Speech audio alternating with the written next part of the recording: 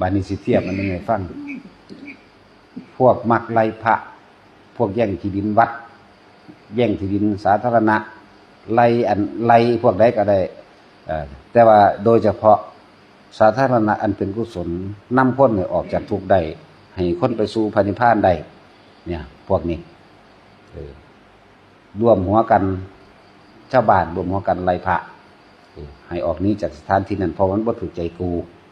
เขาจะเทียบมาเห็นเลยเด้อคือประเทศเลบานอนเดี๋ยวนี้กับกลุ่มฮามัสเขายิ่งกันคนพวกนี้เคยเกิดในพุทธศาสนามาเบิดคนเกิดมาในโลกนี่สัตว์ในโลกนี่พร้อมเคยเกิดเกี่ยวของมากับพุทธศาสนาทั้งนั้นแล้วก็เคยทำลายในพุทธศาสนาเคยไล่พระเคยไล่พุทธเจ้าเคยไล่พระเจกร่วมกันเด้บัดนี้มันมาอยู่น้ำกันแล้วปุ๊บนี่แหละน้ำดีธาตุดีธาตุเสียย่อมแยกไปอยู่คนละส่วนธาตุเสียย่อมไหลเข้าสู่ธาตุเสียเขาไปเกิดในประเทศเดียวกันแล้วเขาก็แย่งชิงกันเองฆ่ากันเองนี่แหละละเอียดอยู่เด้ตัวนี้บ่แม่นว่าตายตรงนี้เราไปเป็นเลยเด้อยู่ในมหาอเวจีสลายหมื่นพระพุทธเจ้าแล้วกลับมาต้องมารับเศษอีกแล้วย่ำใดสิไม่เกิดพบพ่อนี่เอาขนาดมีอยู่เดี๋ยวนี้มันก็ยังบ่ได้หัวซ่าเห็นบ่นี่ล่ะเห็นโลดเด้อเขาก็ไปเป็นศาสนาเดียวกันแต่ว่าก็ฆ่ากันเองเนี่ยเบิ่งเอาโลดที่เขาออกข่าวอยู่เดี๋ยวนี้แหละฆ่ากันเองฆ่าแบบโหดเหี้ยมเลยว่าธรรมดาเด้นั่นแหละล้วนแล้วแต่เคยเฮ็ดจังซี่มาเบิดพวกใดเคยไล่พระแก้บ่ได้แล้วสิบอกให้แต่ของเฮ็ดเองเด้มันบ่ได้เฮ็ดให้เพิ่นสอนนิพพานอย่างเดียวแต่ว่ากูบ่พอใจกูสิไล่ซื่อๆนี่เบิ่งดูนั่นน่ะไปเทียบว่าเจ้าของเกิดก้อนนึงไปเทียบว่าเจ้าของเคยไปมาหลายวัดนึงนี่ธรรมดาบ่จังซั่นแหละไปเทียบแล้วบ่พอใจแต่เว้ากับกูแบบนี้ก็พาหมู่ไปไล่ล่ะเป็นจังซั่นแหละบัด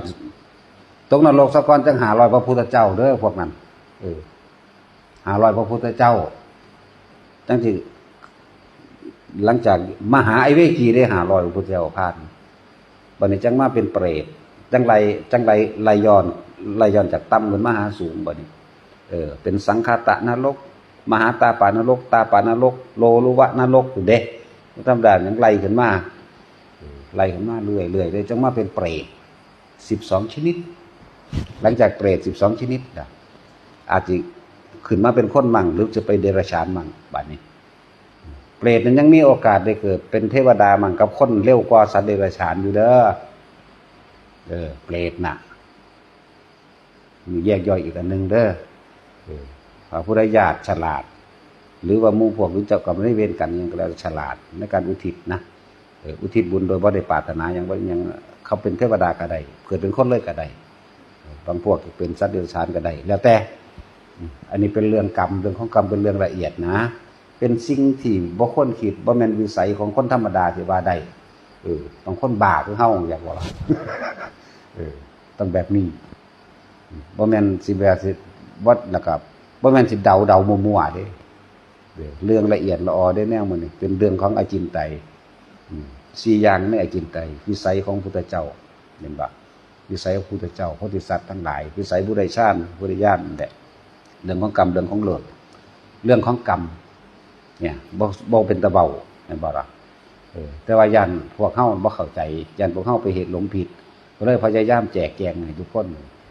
มาอยู่กับตัวเองเถอะพวกเก่าตู้ซอยลายภิกษุทั้งสัตว์ทั้งสี่แนวนั้นแนวนี้ระวังเถอะจังได้กะสร้างพวกภิกษุนั่นเขาเป็นผู้ถือธงชัยแห่งพระอรหันต์แม้นเขาสิตกนรกก็สร้างเขาใกล้กว่าหมายถึงใกล้หนทางแห่งพระนิพพานกว่าแล้วก็จังบอกไว้แต่ของยังบ่ทันได้ออกจากหูเหี่ยวได้อยู่นี่อย่าแสดงเข้าใจบ่ล่ะแต่ว่าคนรู้ธรรมจริงๆบ่เป็นเด้โสดาขึ้นไปนี่บ่เป็นนอกนั้นโสดันโสเดาโสเด้งโซดาเรียกว่าพวกนั้นเมาความรู้เมาธรรมอ่านมาแล้วก็ตำหนิพระองค์นั้นตำหนิพระองค์นี้มันสิไปตำสู้เองดอกหน้าแต่จังว่าเตือนไว้จะไปเสอะกับเพิ่นเถอะนาถ้าบ่มีสีเหลืองรักษา ขี้ดินวัดไว้เลยจ้างก็บ่มีผู้ใดสู้ถ้าว่าตำหนิน่ะสู้กับปลาลูกปลาเมียไปเฝ้าเบิ่งเลยนะจะขึ้นเนาะผัดเปลี่ยนกันก็ได้แม่นบ่ว่าพระนั่นบ่ดีภิกษุเน้นภิกษุสงฆ์เรานั่นบ่ดีนี่เฮาไรนี่แหละเฮาผัดกันไปเฝ้าวัดเนาะบ่ให้มันห่างเนาะมันคิดออกบ่บุเนี่ยจังซี่บ่มีทางคราวนี้แล้วก็เว้าเรื่องใหม่ไปต่อเด้บ่ได้สนใจได้อย่าคิดว่าสิบ่ได้รับกรรมยืนยันได้เลย100,000,000%รับคือเก่าขนาดพระพุทธเจ้าก็ยังรับเศษกรรมมันบ่สมควรนึงเด้นั่นน่ะจังซั่นนั่นแหละ